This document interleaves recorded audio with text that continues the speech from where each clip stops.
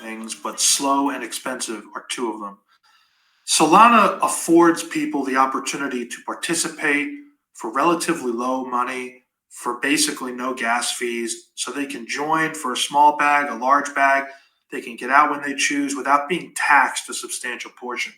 Another benefit of Solana for us is in the past couple of weeks, we've seen a spike in terms of the number of projects launching on Solana, hundreds, if not thousands, a day. And they're all shit coins. I mean, frankly, they come, they go, they're rugging, they're pumping, they're dumping. And we figured if we can leverage the positive aspects of the Solana blockchain, but do the traditionally secure things of a good meme community, like staying power, good organic and slow growth, then we get the best of both worlds and we will stand out like a shining beacon in what is otherwise a noisy blockchain of Solana. Oh, really great. Your idea is really awesome. Thank you, sir, for your answer. Okay, next one for you. Can you tell us about the 19XX symbol or trigger and what it's mean? Yeah, I'm really excited about this. So is our whole team. If you go through crypto and you look through meme tokens, you will see a universe of recycled tickers or symbols. You know, how many different Doges can there possibly be? How many different peanuts or Neros can there possibly be? Our ticker, our symbol is 19XX. It has never been used by any project on any blockchain ever before. And we're about to be in 2025. To say that at this point in crypto's maturity, to say that we have a unique symbol or ticker that has never been used, it's fresh, that's very exciting. But let me tell you what it means. 19XX stands for anyone born in the year 19 whatever. You can replace the X's with the year that applies to you. It's about togetherness. It's about the symbol itself messages what community we support, right? When you see DOGE, you don't know if it's referring to the original Doge, the Department of Government Efficiency Doge, or some spin-off knockoff. But when you see 19XX, you're going to know it's the Last Century Club and only the Last Century Club. Yes, sir. Now tell us, can you tell us about the dev team, like any project experience? Yeah, so our team has lots of prior experience. I mentioned earlier, I've been around since 2017. I've been a part of and led some other prior projects who I want to be respectful of, and I don't want to leverage their hype. But yeah, we have a lot of experience on people who have been around some project years ago, and even some who were part of much more recent projects that mooned. And I think the important thing here is the team here has not only experience, but the demonstrable ability to stay committed to a project until it gets to a point where the community can really take it over in grace. So, yeah, we have an experienced team and we're in this for the long term. How do you define the purpose of the last century club project? So, our purpose is pretty simple. We want to bring together in like a brotherhood, a sisterhood, the true essence of community. We want to bring together all the disparate people and sub communities that are already out there in crypto, participating, holding, influencing. It's about age in some sense, but it's about what we all are interested in another. If you are in your late 20s, if you're 26 years old or older, that means you've been around a while. You've probably seen, even whether or not participated, even just sitting on the sidelines, you've seen the growth and maturation of crypto altogether. And if you're here today, if you're listening to this live or you're going to listen to this recording, I implore you, our community is all about bringing together these people of a certain type of life, certain life experience together so we could share ideas. We're not just coming together for the sake of it either. We have big plans in the roadmap, which we can discuss. But some of the smaller things that I'm happy to share, it's not just about marketing. We intend to do some charitable donations, but more than that, we intend to become a source of news in crypto, so kind of to build the bridge between mainstream media and crypto Twitter, fall somewhere in between. We're going to be launching a YouTube channel. We're going to be launching a podcast, and we want to be a source where people can come to and rely on.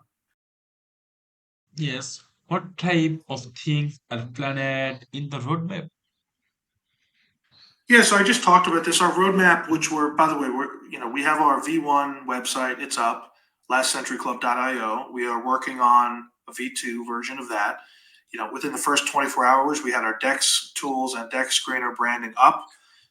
We are going to be doing the most, obvious things. We're going to be eventually applying for listings in CoinGecko and CoinMarketCap, those kinds of basic things. But as I mentioned, we have some bigger, more exciting things that we intend to be rolling out.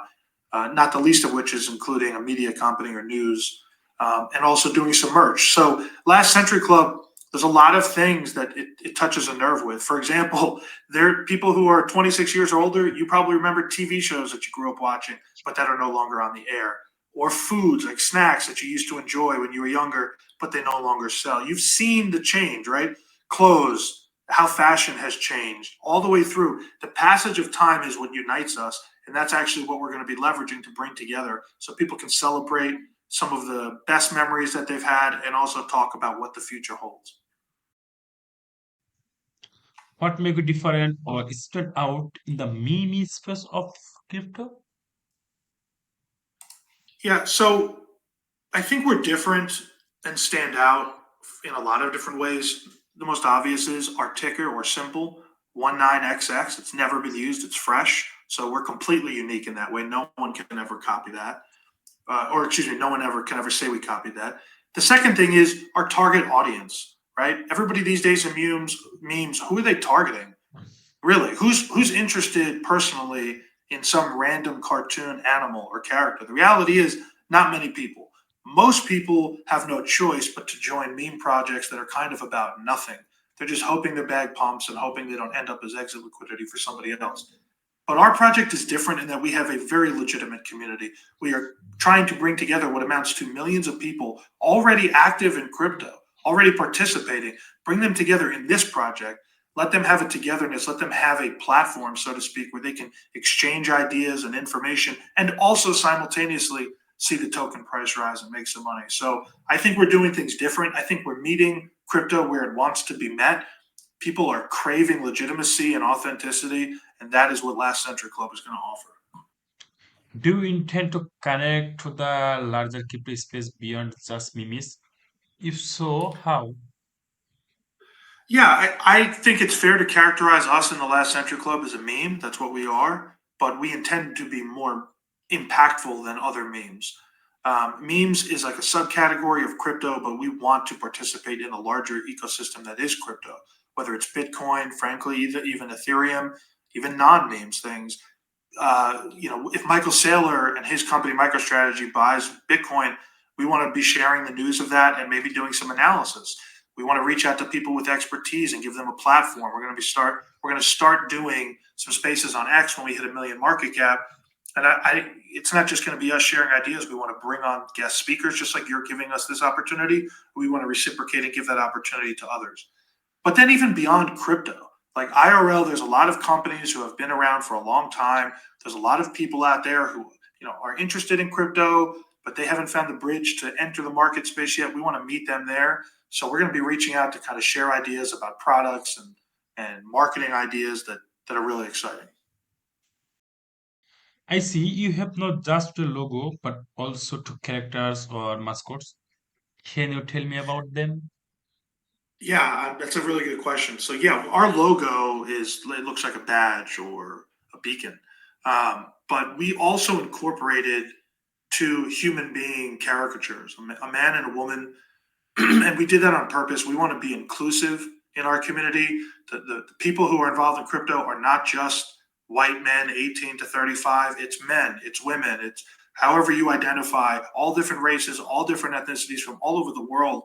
And so we thought it important not to have some random cartoon animal or some random JPEG, but to actually depict using imagery to depict the community that we're kind of targeting, which is anyone and everyone. If you're interested, you can come.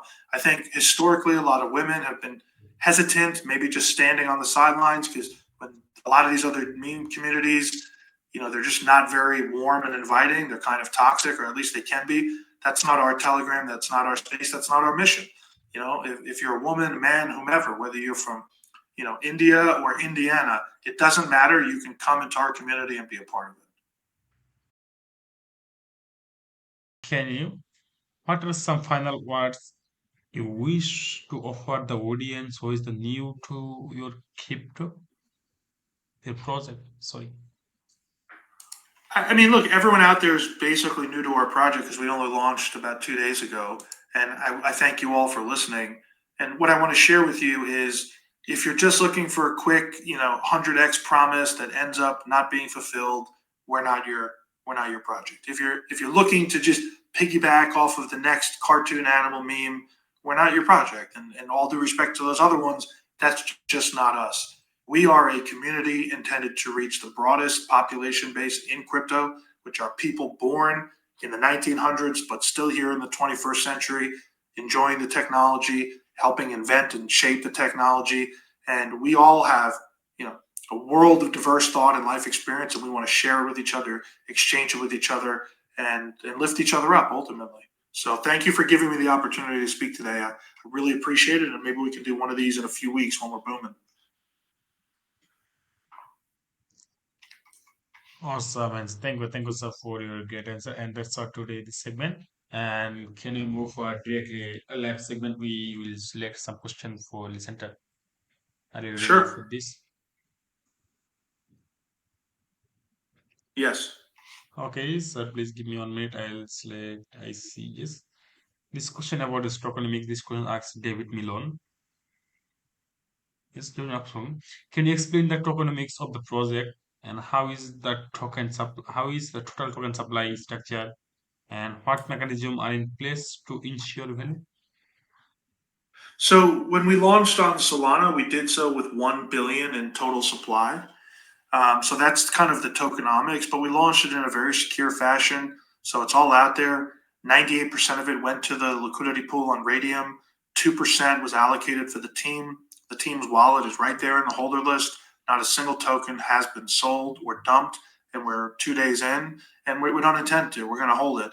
In the event we need to use it for listings or marketing, we will. But for now, we're well capitalized and using other funds to do that, but it's totally secure. The contract cannot be accessed, modified, new mint, none of it. So the governance is right out there on the blockchain. What are the main risks and challenges the project face and how they the Oh, being addressed? risks and challenges. Well, I think when any new Yes. project launches, there's always a pool of similar risks, which is longevity. Is it going to be there for a while? I think 99% of meme projects on Solana that launch fail within the first 12 hours or less. We're already well beyond that. And you can see our chart. It's a nice, steady, organic growth up. So we've overcome that in that way. I think another risk of crypto is that some memes are tied to an idea that comes out. Maybe it hit the news last night. Somebody makes a project and it seems exciting, but it has no staying power. Ultimately, last century club, anybody born last century, that has staying power. It's not going anywhere. The message will never need to change or be modified. So we're going to overcome it just by simply our target. What are the next steps for the project and how do you envision it grow over the next 3 to 5 years? Is the question, what is our vision over the next Yes, 3 to 5 years? yes. Yeah, so because we're committed to this for the long term, my hope is that in 5 years, everybody looks back and they say, "Oh my God, remember that Binance Live AMA that was done 2 days after they launched? I can't believe it. Now they're a multi-billion-dollar project." I mean, our vision is large. We're shooting for the moon on this thing, and we have the experience and know-how to try and accomplish that. So, there are a lot of variables out there. The market is ever changing, but our mission, our roadmap, and our plan is to have the staying power and to continue to go up, up, up, not only in price, but in awareness and importance in the crypto community year after year. Oh, awesome. Thank you so for great answer. Okay, and last question for this segment and for you. Yes, this question asks Yes. Thomas. This question about your revenue model. How does the Can project you generate revenue, and what role does the token play in this process?